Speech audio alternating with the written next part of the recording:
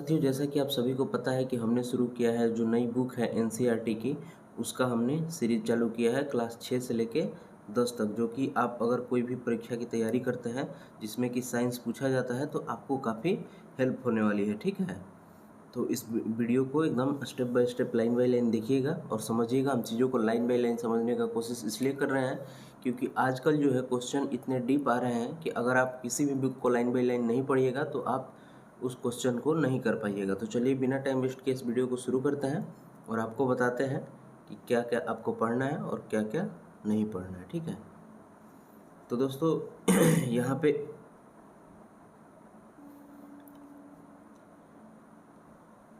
दीपा एक जिज्ञासु बालिका है।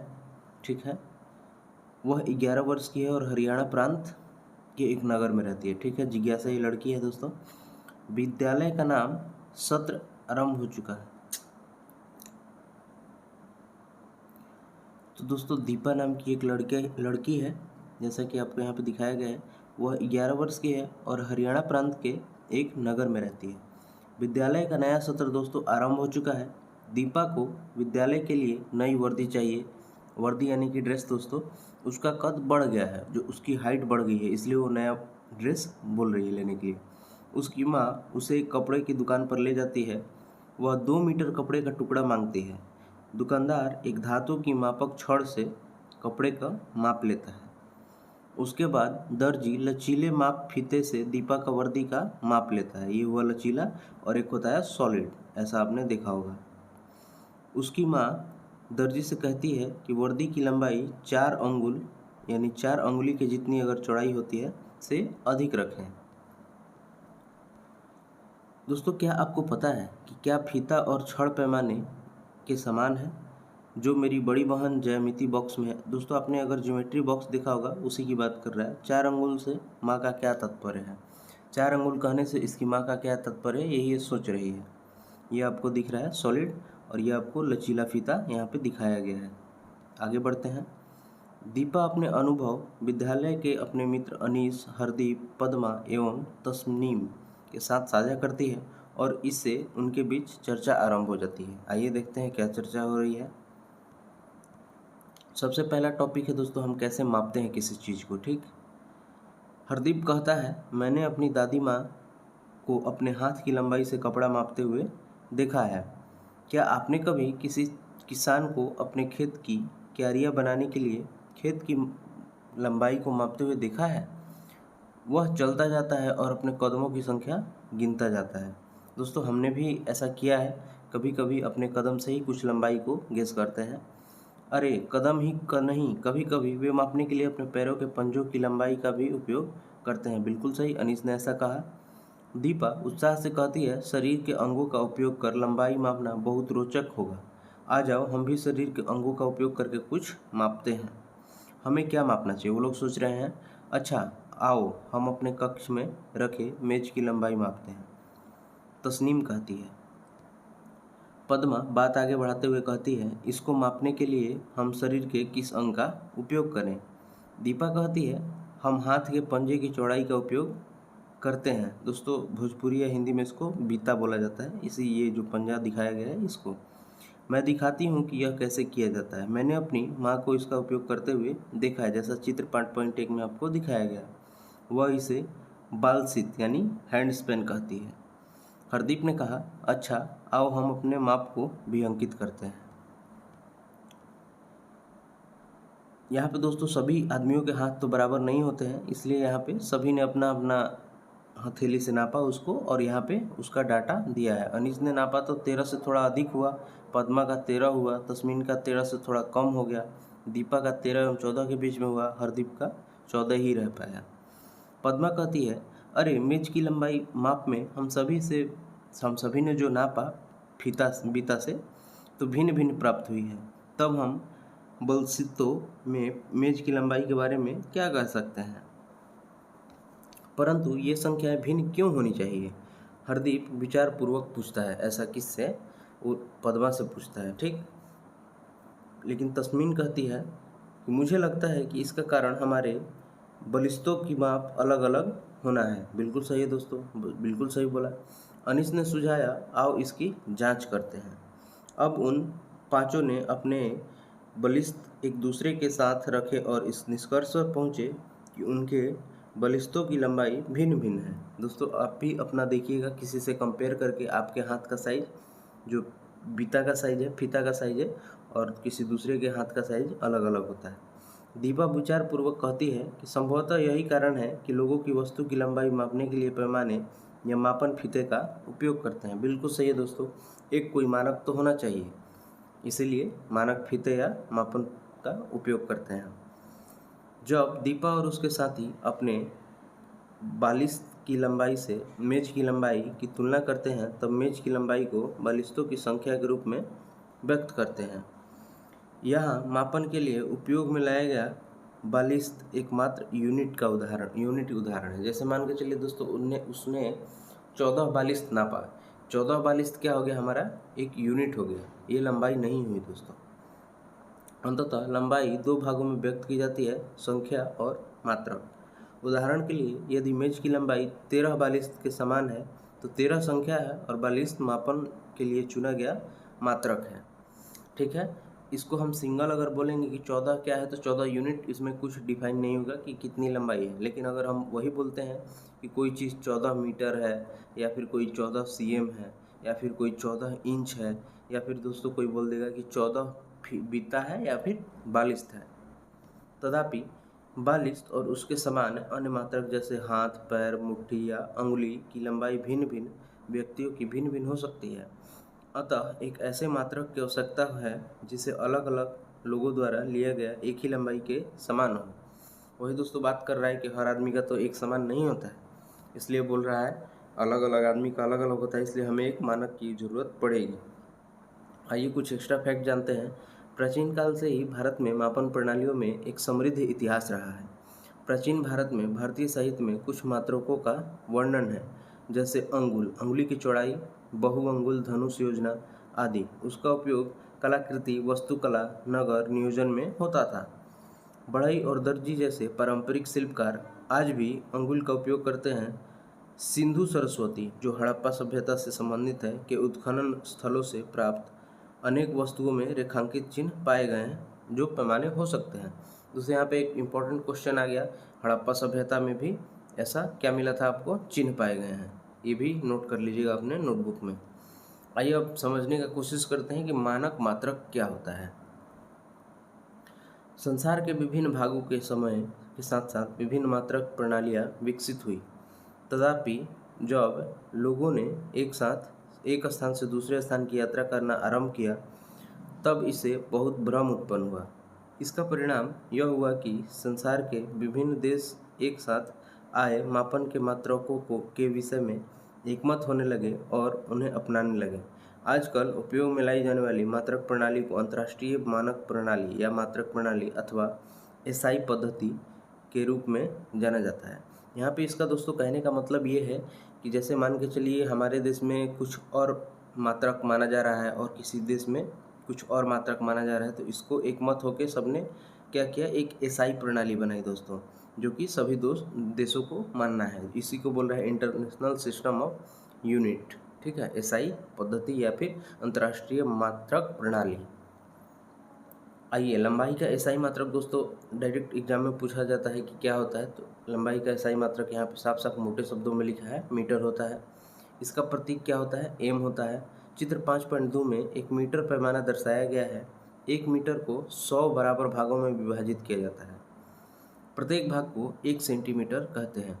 कोई दोस्तों आपसे बोलेगा कि 100 सेंटीमीटर में कितना मीटर होगा, तो आप क्या बोलिएगा कि 1 मीटर, क्योंकि यहाँ पे आपको साफ साफ लिखा गया है। ठीक है, संभवतः आप मीटर पैमाने के एक छोटे से भाग से परिचित हैं जो आमतौर पर 15 सेंटीमीटर लंबा होता है। उसे 5.3 में दिखाया गया है। 15 सेंटीमीटर पैमाने को ध्यान से देखिए, इसमें सेंटीमीटर में 0 से 15 तक अंकन है। दो बड़े चिन्हों के बीच भाग की लंबाई 1 सेंटीमीटर है, जैसे 1 एवं 2 अथवा 5, 6 के बीच। ध्यान दीजिए, 1 सेंटीमीटर लंबाई भाग को फिर 10 बराबर भागों में विभाजित किया गया है। इतने छोटे भागों में प्रत्येक लंबाई को मिलीमीटर कहते हैं। ठीक है, जिसे एमएम से सूचित किया जाता है। लंबाई का वह छोटा भाग है जिसे आप पैमाने पर उपयोग कर माप सकते हैं। आइए दोस्तों, बहुत काफ़ी इम्पोर्टेंट चीज़ है, यहाँ पे आपको समझा देता हूँ थोड़ा। 15 सेंटीमीटर का ये आपका ये पैमाना है, ठीक है। यहाँ पे आपको क्या बताया गया कि 1 सेंटीमीटर, ठीक है, 1 सेंटीमीटर हुआ। अगर इसमें पूछेगा कि कितना होगा, तो आपको इसमें देखना है कि कितनी लाइनें हैं। ये छोटी छोटी जो लाइनें इसमें डाली गई हैं, तो ये टोटल 10 लाइनें हैं।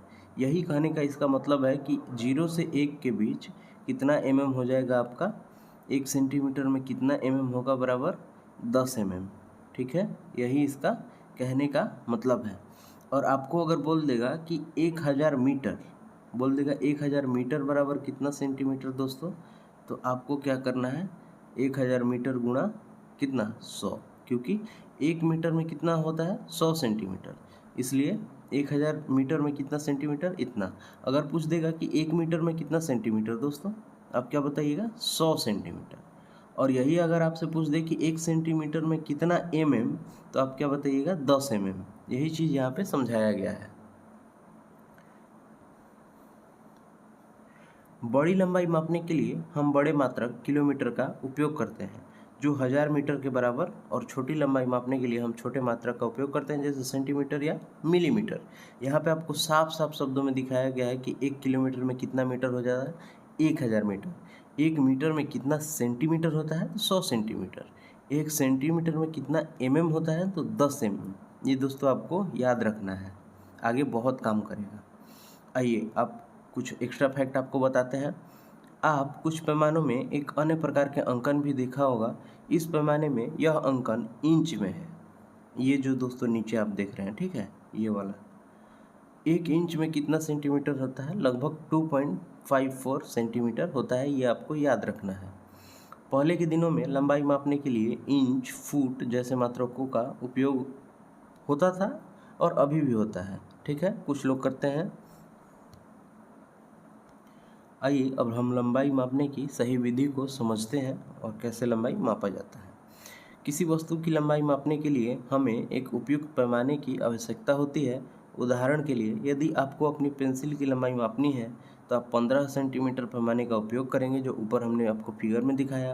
किसी कक्ष की ऊंचाई मापने के लिए आप मीटर पैमाने का या फीते का उपयोग करेंगे, किंतु किसी वृक्ष के तने की मोटाई अथवा अपनी छाती के आकार की माप के लिए आप सीधे तौर पर मीटर पैमाने का उपयोग नहीं कर सकते, क्योंकि दोस्तों हमारे सीने का साइज मीटर में थोड़ी होगा।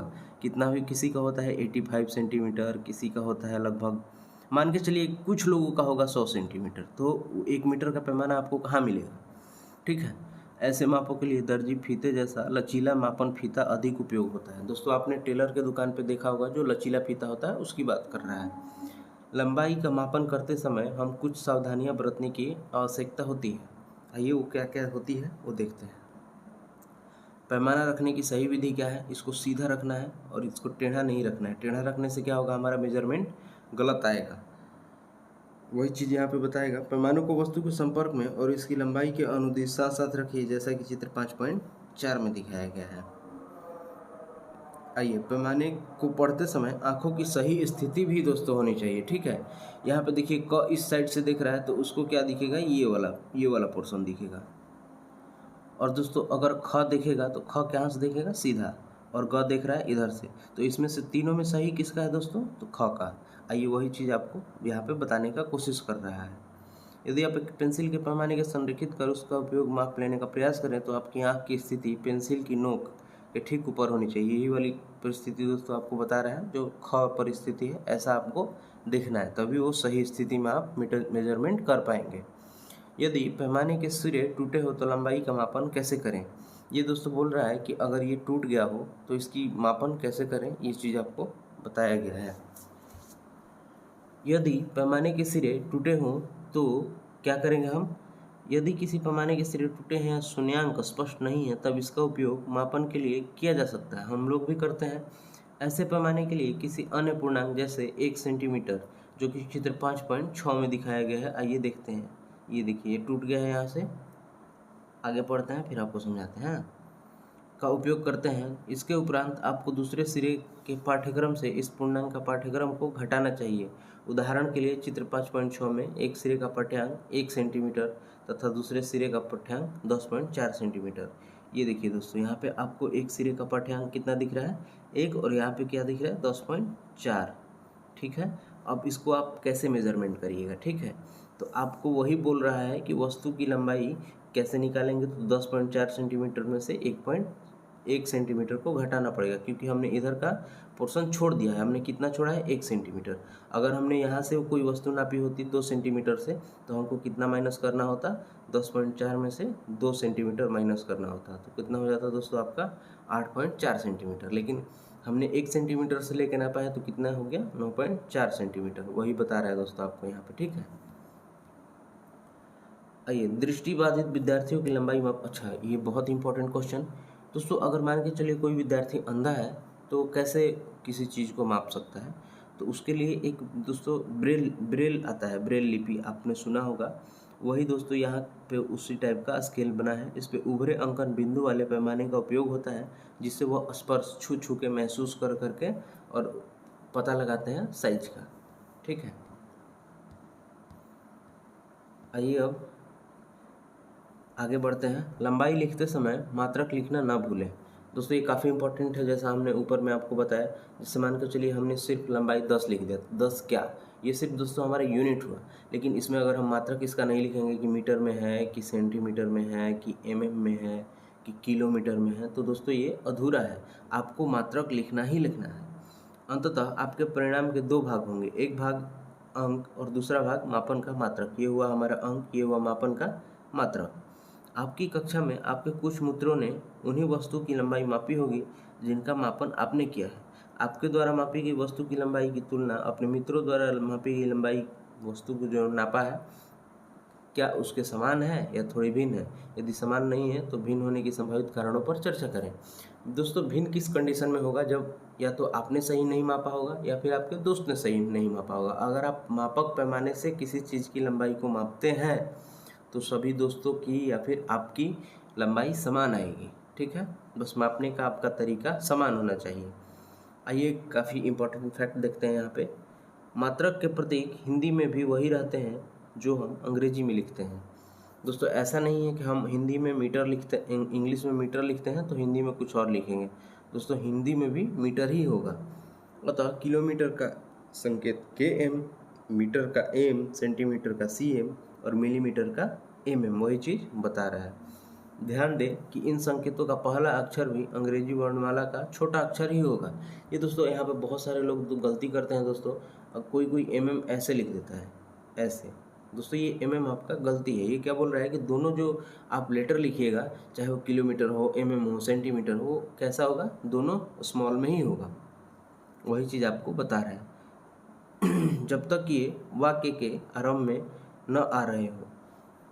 दोस्तों यहाँ भी कंडीशन है कि अगर ये वाक्य के आरंभ में अगर न आ रहे हो तो हम लोग लिख सकते हैं। मानव मात्रकों और उनके संकेतों का बहुवचन नहीं होते, इसलिए अंत में एस नहीं लगाया जाता है। जैसे हम लोग KMS नहीं लगाते हैं बहुत सारे किलोमीटर के लिए, बहुवचन के लिए। वो जब भी होगा तो 10 किलोमीटर या फिर 10 mm या फिर 10 सेंटीमीटर ऐसा ही होगा, एस नहीं आएगा। अंत में बिंदु चिन्ह भी नहीं लगाया जाता। अंत में दोस्तों फुल स्टॉप भी नहीं लगाया जाता है। अतः लंबाई का मान लिखते समय संख्या और मात्रक के बीच में स्थान छोड़ना होता है हल्का सा दोस्तों। जैसे ये हुआ 10, यह हो गया आपका किलोमीटर। ठीक है, ऐसा लिखना है। आइए यहाँ तक तो हमने सीधी सीधी चीज़ों को नापा। मान के चलिए कोई चीज़ अगर गोल है तो उसको हम लोग लंबाई को कैसे मापेंगे, वही चीज़ आप यहाँ पे चर्चा करने को बोला गया है। अनीस और उसके माता पिता ने घर में उत्सव के अवसर पर सजावट के लिए विद्युत बल्बों की लड़ी, जैसे चित्र 5.7 में ये देखिए आपको यहाँ पे दिखाया गया है, ऐसा ऐसा। ठीक है, इसकी लंबाई का मापन कैसे किया होगा, यही यहाँ पे सोचने वाली बात है। वक्र रेखा की स्थिति में लचीले मापन फीते या धागे का उपयोग कर मापन किया जा सकता है, जैसा चित्र 5.8 में प्रदर्शित किया गया है। इसके बाद धागे को सीधा किया जा सकता है और मीटर पैमाने का उपयोग कर उसी लंबाई को मापा जा सकता है। देखिए दोस्तों, जैसे मान के चलिए आपने लड़ी खरीदा और वो ऐसा ऐसा है, तो उसको एक काम करिए, सीधा कर लीजिए। अपने जो फीता लिया है, जो फ्लेक्सिबल फीता होता है उसको ऐसे सीधे यहाँ कोना से पकड़ के और सीधे यहाँ पे माप लीजिए। मापने के बाद दोस्तों उसको नोट कर लीजिए कि वो 10 मीटर है, फिर उसको रहने दीजिए। वो जितना उसका अगर ऐसे हो जाता है तो 10 से 11 नहीं होगा, 10 मीटर ही रहेगा, ठीक है। आइए 5.5 में देखते हैं स्थिति का निर्धारण हम लोग कैसे करते हैं। एक दिन शिक्षक ने अपने विद्यार्थियों को सूचित किया कि वे उन्हें 2 दिन के पश्चात एक उद्यान में शैक्षणिक भ्रमण की योजना बनाई है। शिक्षिका ने विद्यार्थियों से प्रातःकाल सीधे वहां पहुंचने के लिए कहती है। दीपा और उसके मित्र चर्चा करने लगते हैं कि उद्यान में उनके विद्यालय की तुलना में पास होगा या दूर। और दोस्तों यहाँ पे डिस्टेंस की बात कर रहा है। तस्नीम और पद्मा कहती है कि उद्यान पास होगा। दीपा और अनीस को लगता है कि विद्यालय पास में होगा। हरदीप सोचता है कि दोनों दूरी लगभग बराबर है। आइए आगे देखते हैं कंडीशन क्या है। ये सभी का घर है, ये आपका बस स्टैंड, विद्यालय सब यहाँ पे बनाया गया है। आप क्या सोचते हैं कि कौन सही है? सभी सही है। चित्र 5.9। तब उनका प्रेक्षण भिन्न भिन्न क्यों है? क्योंकि वे विद्यालय और उद्यान की दूरी का अनुमान अपने अपने घरों से कर रहे हैं। ये बात भी सही है दोस्तों, सबका घर तो एक पास में नहीं है, सबकी घर से विद्यालय और उद्यान की दूरी अलग अलग है। इसके विपरीत यदि उन्होंने एक ही वस्तु जैसे बस स्टैंड से दूरी के बारे में सोचा होता तो उनका प्रेक्षण समान होता। यहाँ पे यही कहने का दोस्तों बोल रहा है कि अगर मान के चलिए कोई बोल दे कि घर से स्कूल कितना दूर है, मोहन के घर से स्कूल कितना दूर है, तो ठीक है, तो सभी लोग का उत्तर समान होगा। लेकिन बोल देगा, कोई क्वेश्चन पूछ देगा कि आप अपने अपने घर से स्कूल की दूरी बताओ, तो सबका उत्तर डिफरेंस होगा। वही चीज़ यहाँ पे समझाने की आपको कोशिश कर रहा है। किसी वस्तु की दूरी का निर्धारण नियत वस्तु के बिंदु के सापेक्ष किया जाता है और इस बिंदु को संदर्भ बिंदु कहते हैं। यहाँ पे दोस्तों संदर्भ बिंदु किसे कहते हैं आपको बोल देगा। तो किसी वस्तु की दूरी का निर्धारण जिस नियत बिंदु या बिंदु के सापेक्ष किया जाता है, जैसे ये घर हो गया 2, इन दोनों के सापेक्ष किया जा रहा है तो ये निर्धारण बिंदु होगा, ठीक है। वही चीज़ आपको बता रहा है। कुछ दिन पश्चात हरदीप उत्साहपूर्वक अपने मित्रों से कहता है कि आओ हम भी खेल के मैदान में चलते हैं और खेल शिक्षिका चाहती है कि हम खेल दिवस के लिए चूना पाउडर से रेखाएं खींचकर कबड्डी कोर्ट बनाने में उनकी सहायता करें। पद्मा, हमें अधिक लंबाई के मापन फीते की आवश्यकता होगी, इससे खेल कक्ष में से ले लेते हैं। वो चूना, उनके विद्यालय में दोस्तों खेल होने वाला है, वो चूना का वैसे बाउंड्री बनाने के लिए इधर कम इधर ज़्यादा और इधर कम इधर ज़्यादा ना हो, इसके लिए वो फीता लेने जा रहे हैं। और काफ़ी इंटरेस्टिंग चैप्टर है दोस्तों, आपको कमेंट में बताइएगा कैसा लग रहा है चैप्टर। दीपा, आओ सबसे पहले मैदान में हम एक ऐसा बिंदु निश्चित कर लें जहाँ से हम रेखाएं खींचने के लिए दूरी मापेंगे। इस बिंदु को हम अपना संदर्भ बिंदु कहेंगे। ये हुआ दोस्तों इसका संदर्भ बिंदु, यहीं से ये रेखा सभी रेखाएं गई है, इसलिए संदर्भ बिंदु है। कुछ दिन पश्चात पद्मा बस से अपने नाना नानी जी से मिलने के लिए दिल्ली जा रही थी। वहाँ दिल्ली पहुँचने के लिए उत्सुक थी। सड़क के किनारे लगे किलोमीटर सूचक पत्थरों को पढ़ रही थी। 1 किलोमीटर सूचक पत्थर पर दिल्ली 70 किलोमीटर यहाँ पे देख सकते हैं लिखा है। इसके पश्चात अगले किलोमीटर पर सूचक पत्थर दिल्ली 60 किलोमीटर लिखा था। प्रत्येक क्रमागत किलोमीटर सूचक पत्थर यह इंगित कर रहा था कि वह अपने नानी जी के घर के निकट पहुंच गई है। धीरे धीरे दोस्तों वो किलोमीटर का बोर्ड खत्म हो जाएगा, 10 किलोमीटर के बाद वो बोर्ड खत्म हो जाएगा। आइए एक फैक्ट यहाँ पे दोस्तों आपको बताइएगा कमेंट में, ये दिल्ली किलोमीटर सूचक पत्थर क्या दर्शाते हैं? पद्मा यह निष्कर्ष कैसे निकाल पाती है कि वह अपने गंतव्य स्थान के निकट पहुँच रही है? कमेंट बॉक्स में इसको बताने का कोशिश करिएगा। ये किलोमीटर सूचक पत्थर दिल्ली को उसकी दूरी को इंगित कर रहे थे, अतः इस परिस्थिति में दिल्ली क्या है दोस्तों? संदर्भ बिंदु है। कहाँ से? कहीं से ले लीजिए, जो हमारा मेन पॉइंट है वो क्या है? दिल्ली। यहाँ से दोस्तों दिल्ली 70 दिखा रहा है, यहाँ से दिल्ली 0, यहाँ से 30, ये तो हमारा ये क्या हुआ? संदर्भ बिंदु दिखाने की कोशिश कर रहा है। किलोमीटर सूचक पत्थर दिल्ली 70 किलोमीटर दर्शाता है, जैसा कि चित्र इतना में दिखाया गया है। तो हम कह सकते हैं कि पद्मा की स्थिति दिल्ली से 70 किलोमीटर की दूरी पर है। जब किलोमीटर सूचक पत्थर पर दिल्ली 60 किलोमीटर लिखा होता है तो पद्मा की स्थिति दिल्ली से 60 है। यही तो दोस्तों हमने आपको अभी समझाया। ये यहीं तक रहने देते हैं चैप्टर दोस्तों, नहीं तो बहुत लंबा वीडियो हो जाएगा, ठीक है। आपको इस वीडियो का नेक्स्ट पार्ट देखने को मिलेगा कुछ ही दिनों में। तब तक पढ़ते रहिए, खुश रहिए और बताइए कि ये वीडियो आपको कैसा लगा। और वीडियो में अभी तो दोस्तों हमने 6 क्लास से शुरू किया तो उतना ज़्यादा कुछ खास नहीं मिलेगा आपको, छोटी छोटी चीज़ों को ही आप सीख के बड़े बड़े चीज़ों को सीखेंगे। तो चलिए पढ़ते रहिए, खुश रहिए, तब तक मिलते हैं किसी नेक्स्ट वीडियो में अगले पार्ट के साथ।